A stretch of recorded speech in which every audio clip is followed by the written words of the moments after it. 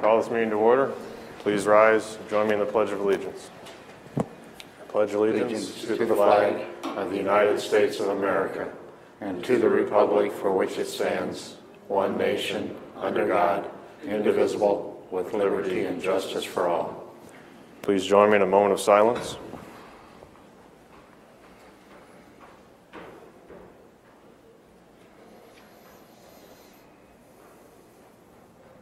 Thank you very much. Please be seated. Remember to silence your cell phones if you decided to bring them with you today.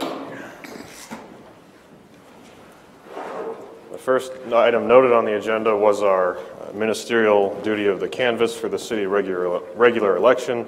Therefore, item 2 on the agenda is the first item tonight, citizen concerns. If there's anyone who would like to address the board on an item that is not already listed on the agenda, please come forward.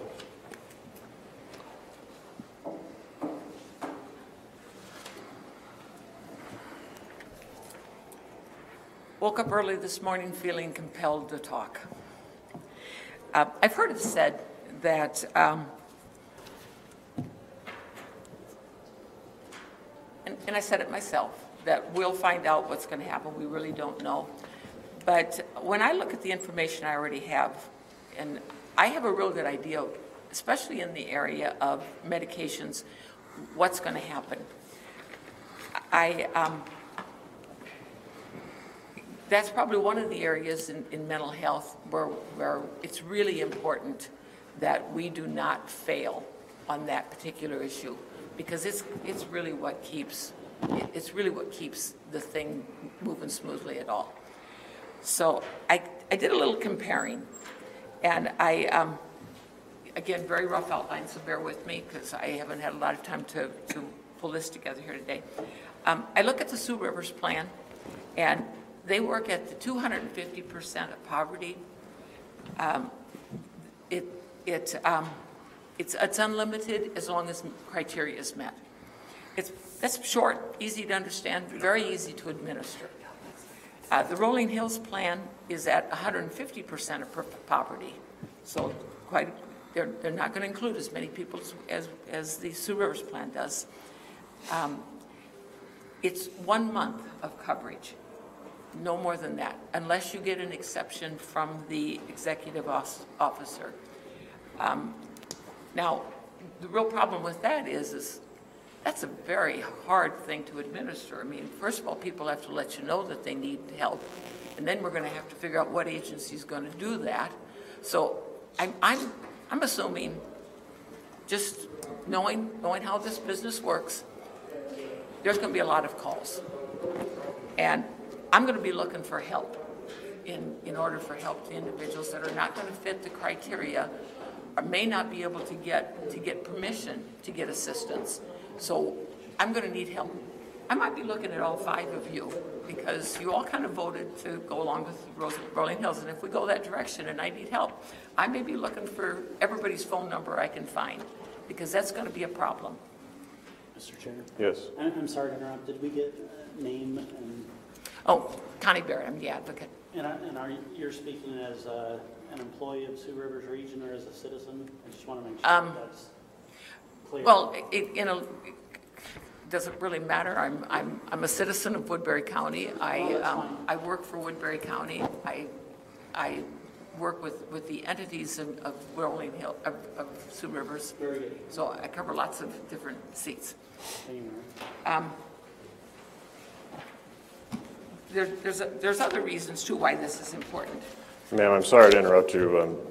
Not only are you past your 3-minute limit, but we do have a 4:35 p.m. property sale that we need to note on the agenda. And if I can't do it, I'll be back. I'll be back next week. Thank you.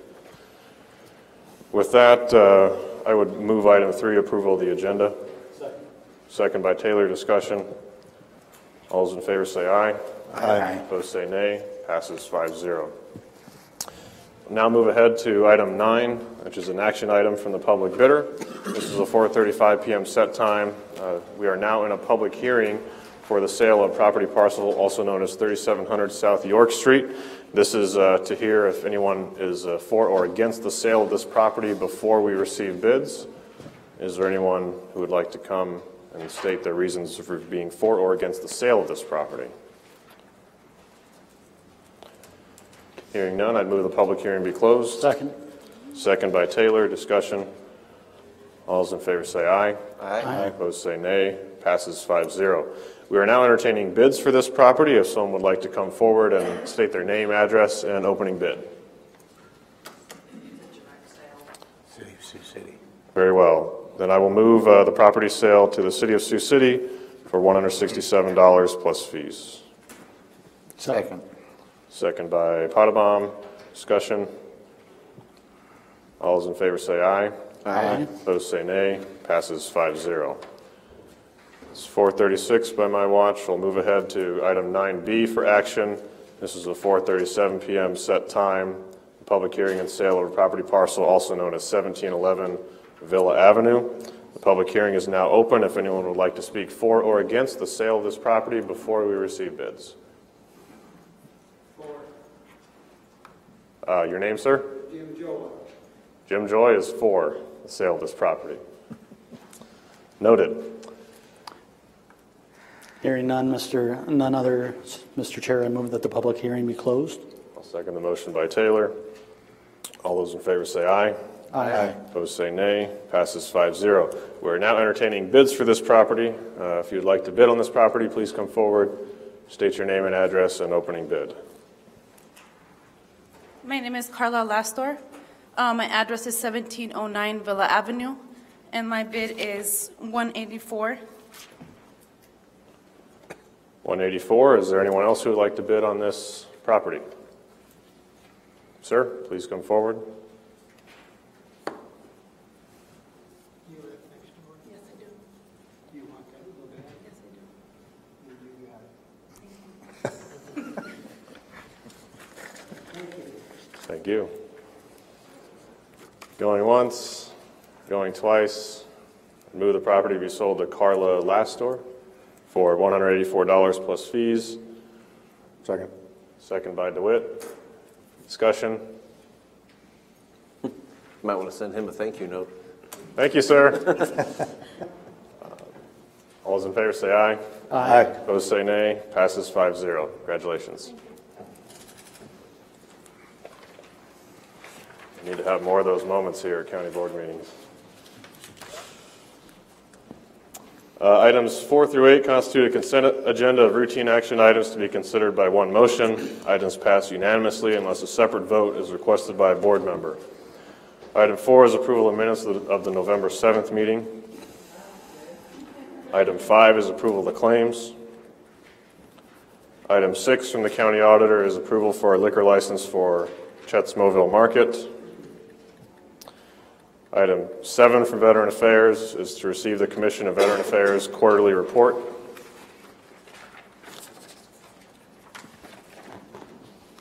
And item 8 from Human Resources is approval of the memorandum of personnel transactions. That completes the consent agenda. Move to accept the consent agenda. I'll second the motion by DeWitt. Discussion. All those in favor say aye.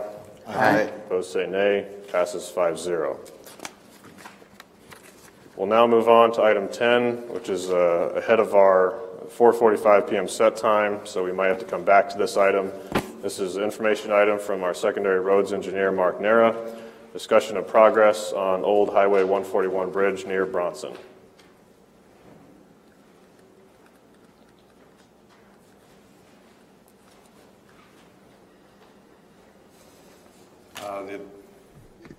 The board had requested continued updates on the old Highway 141 bridge project.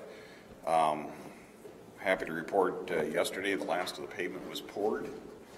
That was a day ahead of schedule. They came in on Sunday and trimmed the grade ahead of getting that pavement down. Right now we have 2 subcontractors who are working on the project. Performance Grading is doing the earth shoulder portion of the job. They'll also be putting down the granular shoulders, which are butted up against the sides of the pavement.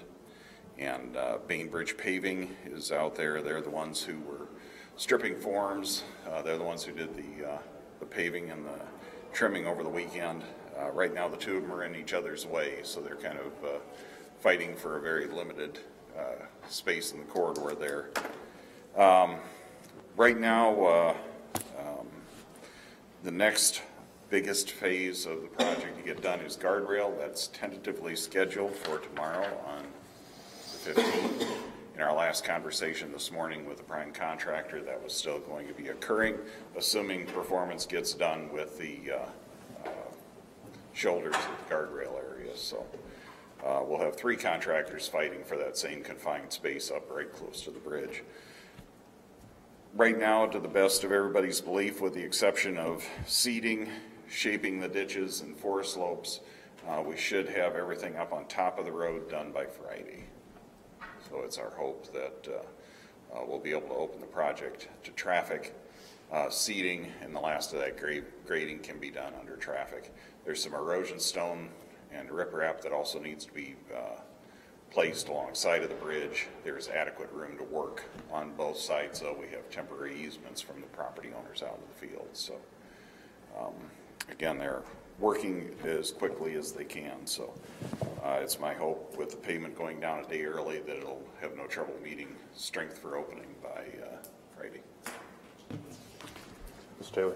Thank you very much. And do you mind, just for the good of the public, as far as your explanation to me on assessment of late fees, what your office typically does, and what may be any if repercussions in this particular project, or if that's to be determined?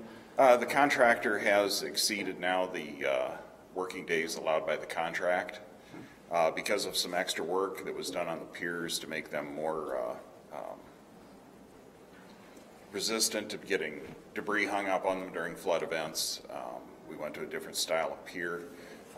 That's going to cost about 2 extra days, so instead of the original 85 days, I believe he'll have 87 to work with. He's still beyond 87 days. Okay. When the project is finished, we send an extra work order to the contractor that deals with the liquidated damages. The contractor, since this is a federal aid project, we're basically the pass-through agency for the DOT on this work. DOT will review that extra work order. The contractor can protest our assessment of liquidated damages.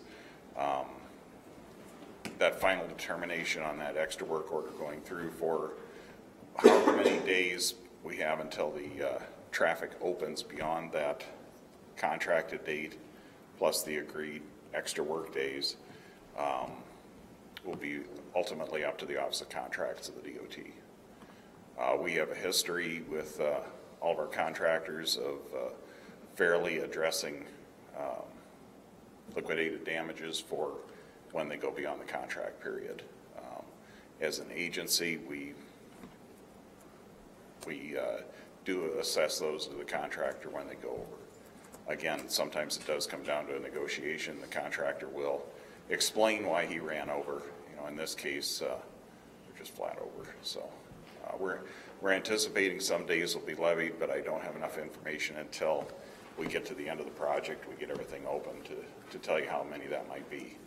At the very least, our seeding period is going over till after April 1st.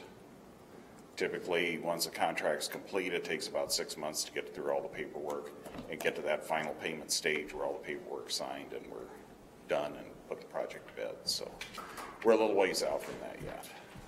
Goal right now is to get the road open to traffic.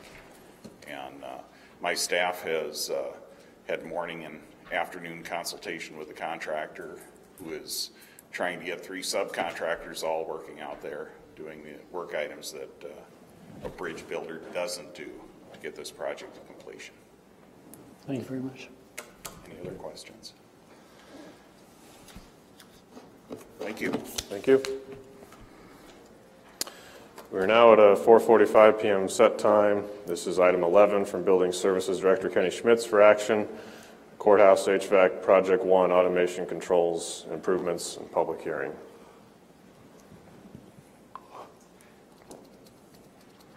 This is a public hearing. Is there anyone to speak for or against this project?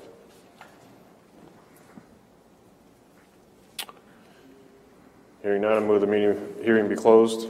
Second. Second by Taylor. Discussion. All those in favor say aye. Aye. Opposed say nay. Passes 5-0. Mr. Chairman, Yes. with the passage of the consent agenda, I just thought you might want to welcome Joshua back Yes. to the fold. Welcome back to the fold, Joshua. Yeah, I told him too that I had adjusted his salary on that line down to 45,000. So. It's good to be back. Keith thought the percent increase of 0 meant it was actually 0 to start. Thank you. Fortunately, we got all of the heavy questions out of the way, so. Well, that's good. Is another motion necessary on this item? Looks like one is to approve engineering specifications, drawings, and form of contract. Is there a motion? So moved for the Woodbury County Courthouse HVAC Project 1. Second the motion by Taylor. Discussion. All those in favor say aye. Aye. Opposed say nay. Passes 5-0. Item 12 from Human Resources Director Ed Gilliland includes items A through E for action. Typically, some of these items would be in the consent agenda, but because one of them dealt with the approval of the process, I move them to follow that approval. We did have a request to move a particular position from a clerk 2 to a senior clerk. We've reviewed this with the union. We've reviewed it individually with the person who is in the position currently. And what my recommendation is that we go ahead and allow this movement to a senior clerk. I think it's important that when we do these, that we never take them lightly, because this is important. The arguments for and against this are pretty straightforward. The argument for this is that there are extra duties that are taken on. There are duties that are after hours, when the person in the new position was currently only worked 8 to 4:30 before. Now there are after hours duties, such as when we have the planning board meetings here in the courthouse, planning and zoning. And again, there's expertise that's needed in both the economic development side and on the planning and zoning side. So it's a requirement to master more duties. We tried to put together some backup material that kind of showed you what some of those extra duties are. Granted, the only argument that I could make against moving this to senior clerk would be that you still have clerk 2 duties in both positions, but you do have a variety of extra duties. You do have extra hours that are outside the normal working time, and you do have a great deal of extra expertise. Any questions or anything? Mr. Taylor. So my only question is, as far as the extra hours outside of the normal working time, how does that work as far as, is that employee compensated for that time? Typically, with all things, overtime is only allowed when it's approved by management. You certainly could, you could certainly do comp time. You could have a shorter day on the days that your planning and zoning commission met, come in later or something like that. You know, it's kind of up to the board and up to the director if they want to include overtime or if they want to try to figure out how to work around that. So as far as the extra hours, it's still the same number of hours essentially, yes, if you're giving comp time, correct? Yeah, absolutely. The same number of hours. Typically no reason to go beyond that, but certainly the hours are out of what would be the typical 8 to 4:30. Thank you. You highlighted some of the items in the job. Do you want to discuss that? Sure. Apologize. And as far as the items that were highlighted, these are things that were not in, that were in one, but were not in the other. And some of the things were in both. Maintains and updates building permits. That would be different than the position that was held before. This is new learning and new duties and new expertise that's required. Processes, and I apologize, I started at the bottom. processes and records cash check transactions, submits to treasurer. That's a new process. That was not involved in the old position. Sets up video, audio recording, attends, takes, and transcribes minutes for the zoning commission, the board of adjustment, and special committee meetings and public hearings, and posts agendas, minutes, and video recording to the county website. Again, that's new duties. It requires extra expertise. Maintains and monitors county revolving loan fund payments, certainly a new function. And again, most of the other things are things that were in there before. These are the primary duties that you see that are outside of what was done before. Just trying to think if there was, apologize, I've got a couple of different sets of notes here. And again, much of it is similar. You do facilitate and track communication with rural city citizens and locals and outside business representatives in both positions. But otherwise, those duties in yellow are all new duties, and thus the reason for moving to the senior clerk. Okay. Any other questions that anyone has? Any questions? I just have one more. Yes. So how many senior clerk positions would you say that we have countywide? We have a handful of senior clerk positions, more clerk 2s and more clerk 3s than we have senior clerks. The senior clerk is in between the two. Okay. And would you say in your professional estimation that the senior clerk position in question is comparable to those other senior clerks? Because I get and I appreciate that there's going to be some additional expertise, duty, and due diligence. But I'm looking laterally. Are these comparable? You know, all the duties in the old position, the new position, are clerk 2 type of duties. That would be the argument against raising it to senior clerk. But it's a certain level of expertise in two very unique sets of duties. It's that extra expertise, you know, that requires that shift on the move, that ability to change your hat without notice, you know, without anyone being aware. You've got to be able to. You've got to be light on your feet, and you've got to be much more nimble than you were before. So there's this. I get that, Ed. I'm just wondering, are they comparable? If you look at the senior clerk position, the other senior clerk positions, those are, in your professional opinion? I would think they're reasonably comparable. Okay. Yes, sir. Thank you. Sorry. No, that's fine. Get too carried away. It's okay. Yes, sir. Did you say a senior clerk is between a clerk 2 and a clerk 3? Yes, sir. I did not pick the titles. I would have thought it was above them, so that's why. Yes, it is kind of confusing. Okay.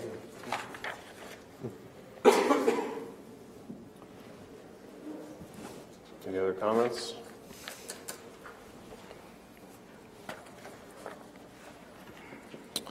I'd move approval of the proposed reclassification of position from clerk 2 to senior clerk. Excellent. Second by Potabom. Discussion. All those in favor say aye. Aye. Opposed say nay. Passes 5-0.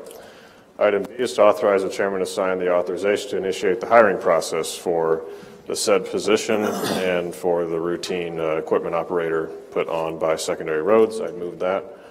Second. Second by DeWitt. Discussion. All those in favor say aye. Aye. Opposed say nay. Passes 5-0. Item C is approval request to deauthorize the county position, the aforementioned clerk 2 in county community and economic development. I'll move that. Second. Second by DeWitt. Discussion. All those in favor say aye. Aye. Opposed say nay. Passes 5-0. Item D now is to approval to accept funding and contribution levels for the new alternate medical plan. The new alternate medical plan is a program that we're bringing to Woodbury County as an option only for people to choose in lieu of the current medical plan. The plans are extremely comparable in the benefits that they pay. One notation would be that there is a difference in the networks. Network's a little bit smaller with the new plan than it is with the old plan. However, 100% of hospitals in Iowa, as far as I can find, all the local physicians are in the new network. We've got really good tertiary care available in Omaha or Sioux Falls, meaning University of Nebraska Medical Center and the Methodist system in Omaha, and both the Avera and Sanford systems in Sioux Falls. So if you're anywhere from Sioux Falls to Davenport and Omaha to Davenport type of thing, you shouldn't see a difference in payment. There are fewer chiropractors in the new network, and for some folks that would be a concern, but there is good cost savings, and we are in a different world now. With the House file, I think it was 291 that passed this spring, we're in a position where when our contracts come up, the health benefits will no longer be a subject of bargaining, and that 2020 will be here faster than we think. So I think this is a good move, a good way to get us started down the road towards potential changes there. Other questions anyone has? You discussed this in the department head meeting we had yesterday and discussed some of the rollout notification to employees, and you mentioned tomorrow would be when you would send out some of these numbers and ask for action from anyone who'd like to take advantage of this alternate plan. Yes, we'll have a solid communication out to everyone tomorrow. We do have numbers laid out. There are 10 different possibilities for payment. That's why we haven't tried to discuss them in each meeting. We want to send that out in writing to everyone so they can look at it and see exactly what their cost in their particular situation would be. And the reason there's so many variances is because if you participate in the wellness plan, you are given a discount, and you add the possibilities up there, turns into 10 different pricing options. You said it is strictly voluntary. Strictly voluntary. We did run it past the union. They seem to think it makes sense, especially since it is completely voluntary. There's absolutely no coercion to move there.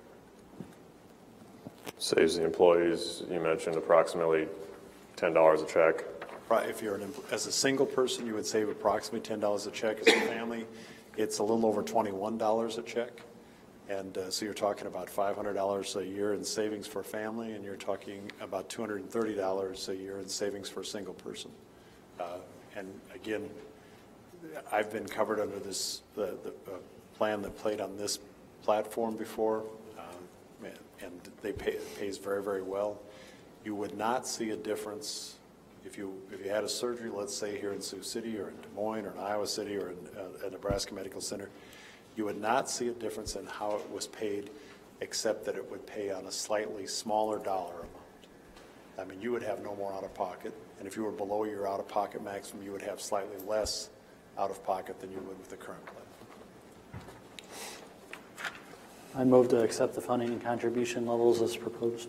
I'll second the motion by Taylor. Discussion. More choice is always good. Yes, it should be good. All those in favor say aye. Aye. Opposed say nay. Passes 5-0. Item E is approval to add Delta Dental suggested PPO enhancements to our plan. And this is a very unique situation. What happens is if you put the PPO, if you put this PPO option into place, nothing changes in the base Delta Dental plan, absolutely nothing.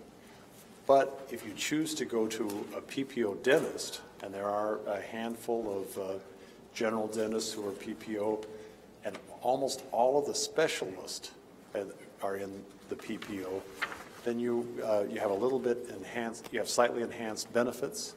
And for the larger procedures, you'll notice a difference in what you have to pay for those. You'll have less out of pocket. But again, the base plan itself is exactly the same in the new plan as it was in the old plan. There's only upside. They estimate that we would save about $2,000 in claims. When you're talking 213 to 230,000 in claims, 2,000 in savings is kind of it's kind of a shot in the dark. It may or may not be any savings. Hopefully, it would be some savings to the county. But worst case scenario, there will be some people who will benefit from this and have less money out of pocket. And the county should save just a small amount of money. So it does provide some, does make sense. Questions?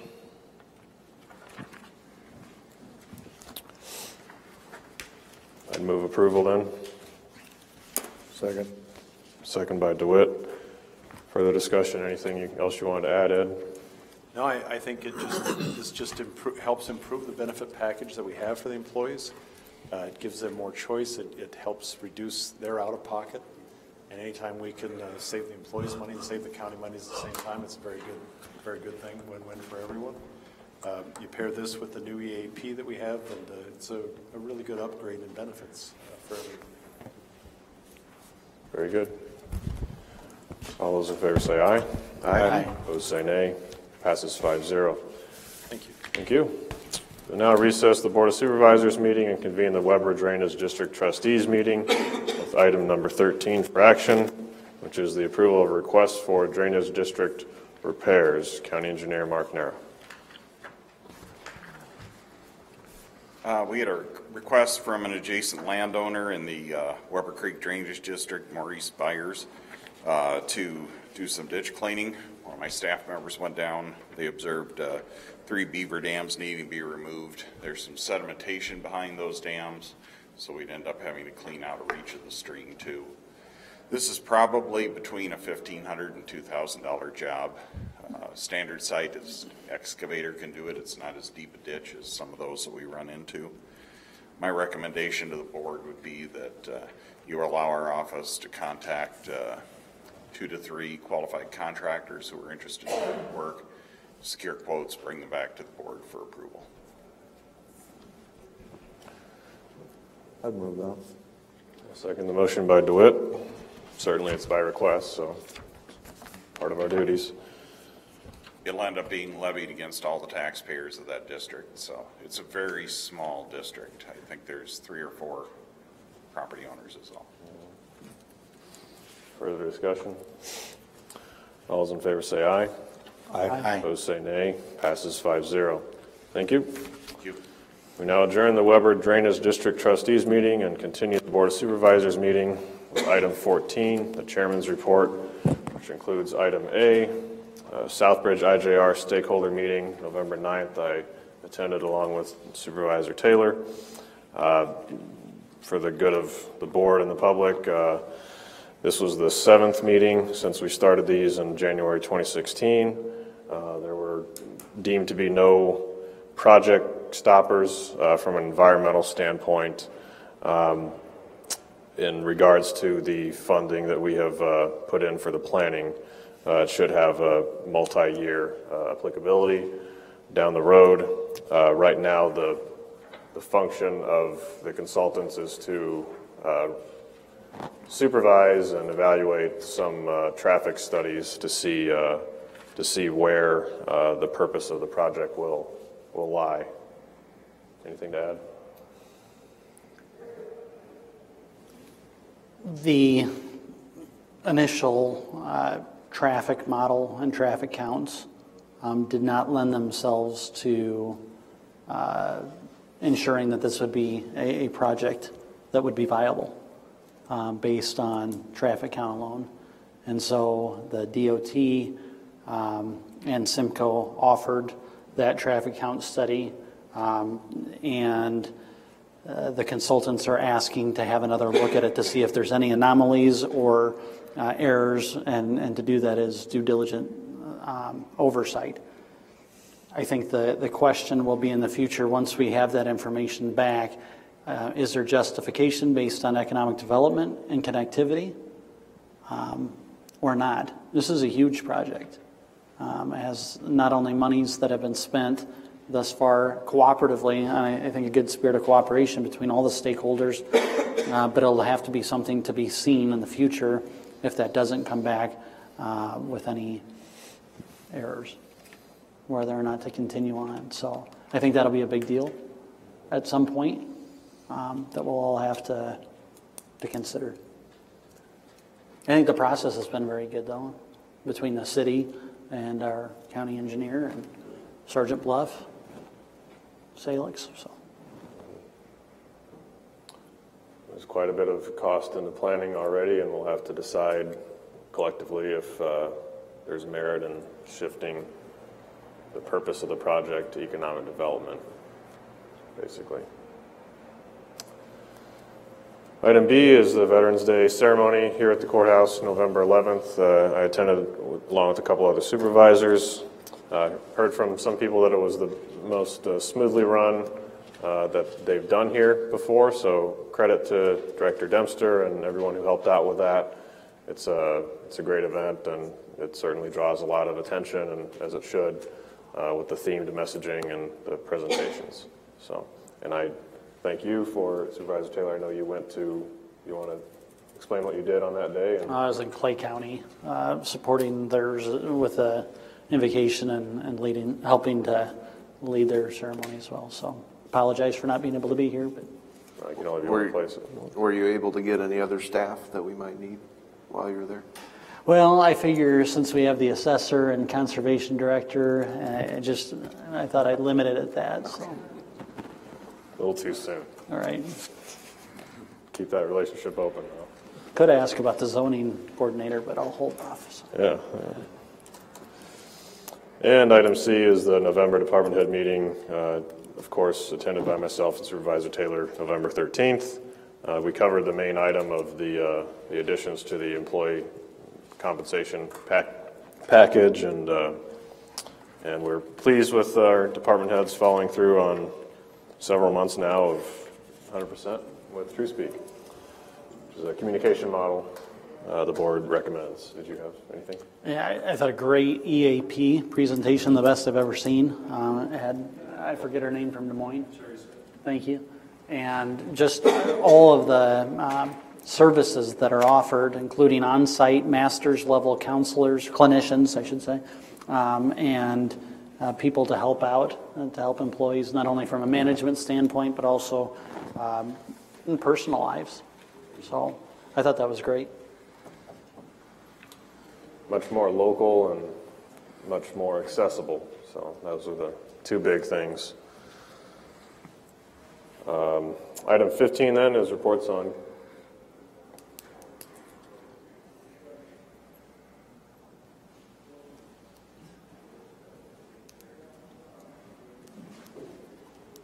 Pat, anything? Okay. Item 15 is reports on committee meetings. I was in Climbing Hill last night. There was a meeting of several emergency responders, I guess, from various towns. There's probably more representatives there than were not there. A couple of mayors, Gary Brown, Bob Welty from Siouxland Paramedics, going over some of the issues that the rural areas are very concerned with regarding our not staffing another paramedic or 2 3/4, whatever.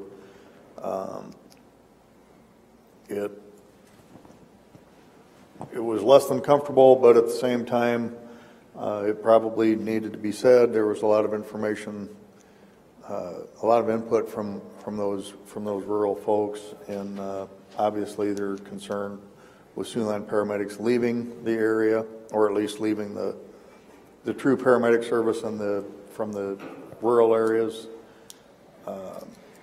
It sounds like there's some optimism ahead yet as far as language and communication between the mayors. So I am in favor of the mayors being involved in this. They have a stake in it as well. There's more to follow. We're not anywhere near being done with this, but make no mistake, there's no one down there. There was no one at Climbing Hill last night that was in favor of not having paramedics out there.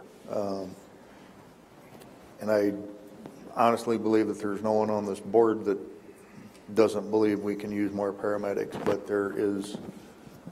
it's more of an issue. It's a very deep issue. It runs to the volunteer fire departments and so many other angles on this topic that it's hard to cover in the 2 or 3 minutes that I'm going to give it here. But understand that this is not over. We are, obviously the board has been discussing this. So were there discussions or plans of follow-up meetings of mayors to come to some sort of? Sergeant Bluff Mayor was there, of course, and we are talking about keeping the communications open between the mayors, I should say, and the EMS people and our department, I should say emergency services from the various municipalities and townships out there and our own EMS service. So again, we're not done. I mean, there's going to have to be a lot more discussion. We're looking for solutions last night. I can't say that we came up with any, but we will be talking. I will be talking with everyone to get some input and ideas. So when we'll put something back on the agenda, I don't know.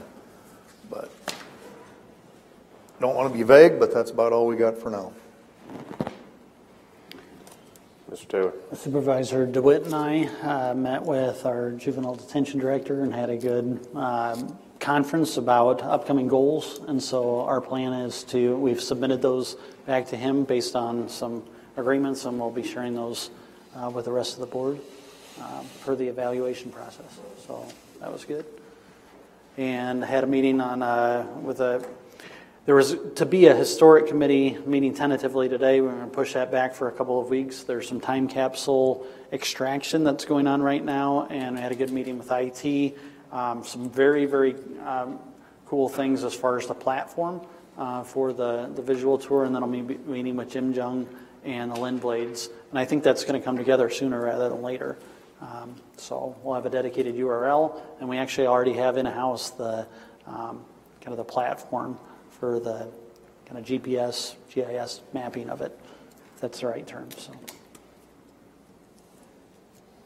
Very good. Any other reports? Got a couple more actually. Salix got back to me. They had a majority turnover on their council, so they are not interested at this time in hosting the Board of Supervisors' next rural town hall meeting. So I'm reaching out to Sloan at this moment. So that's certainly understandable. And also, I spoke to Director Gilliland on the applications he notified the board about earlier, that we'd received 13 applicants for the zoning coordinator position, none of which had zoning background. And so I think we should rerun that application in order to fulfill the board's goal to fill the position by the end of the calendar year. Any other reports on committee meetings? Item 16, any citizen concerns? I'll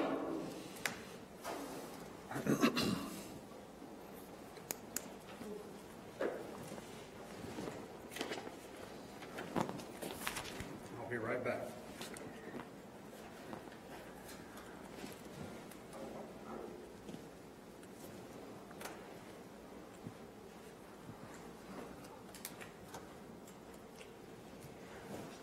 Three minutes, please, sir. I'm Dick Owens, 1400 Indian Hills Drive, Unit 102, Sioux City, 51104. Had a couple calls last week, and based on those calls, I decided to look at some of the Core Plus programs that would go if we go into Rolling Hills and what that impact will be. I'm just going to give you one because I don't have a lot of time. The mental health court, we have 15 years of data. So I took that data and looked at and projected 3 years. In the 15 years, the average cost like $225,000 to get it done, and then when the client cost is like $4,600. But then when you look, and here's a positive, when you look at it, the average per year is 48. 75% instead of going to prison get jobs. The rate that they have is from $13,000 to $14,000. Take the same figures, project them 3 years. If that program goes away, the first year you're going to lose $335,000. You start working through at the end of 3 years. If you use the $14,000, it's going to be $1,343, $1,343. If you look at $11,000, if this program goes away, taxpayers are going to lose $1,019,000. I hope you are doing the same thing. I'm going to go through every one of them. I've started 2 more. These are the kind of things that we have to look at before we really decide where we're going. I am a taxpayer. You guys are too. I'm also a person that have empathy and work with this population. I can tell you, working with them, if you don't have this kind of program, they do go to prison. And if they're youth, it's $137,000 1 year. If they're adults, it's 35. And go back and look at the statistics. Go to prison, average 5 to 7 years. Multiply 35 times. These are the kind of things that you better look at, because this is where I'm coming from, a lot of people. These are real figures. And if you got anybody working with them, they want to meet me, work with me, I'd be glad to do it. Thank you. Any other citizen concerns? Item 17, any board concerns?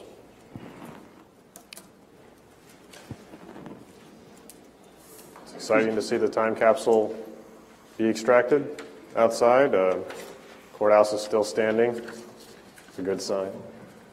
Yes. Just thought I'd, as a concern, just respond in general. Sure. The board continues to look at the possibility of entering into Rolling Hills. I think it's very exciting based on their governance. And would also just note that mental health court and ARC and school-based juvenile detention or school-based juvenile services and residential care facilities, these are all things that would potentially be allowed in Rolling Hills. None has been discounted.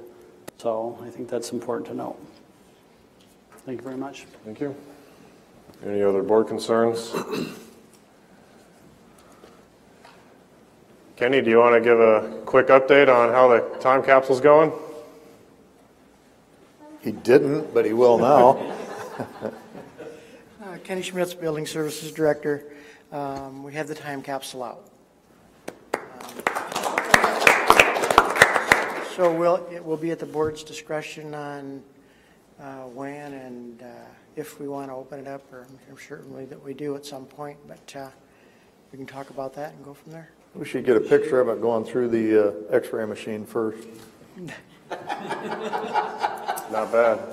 It's been around the outside of it several times. Very good. Very good. Thank you.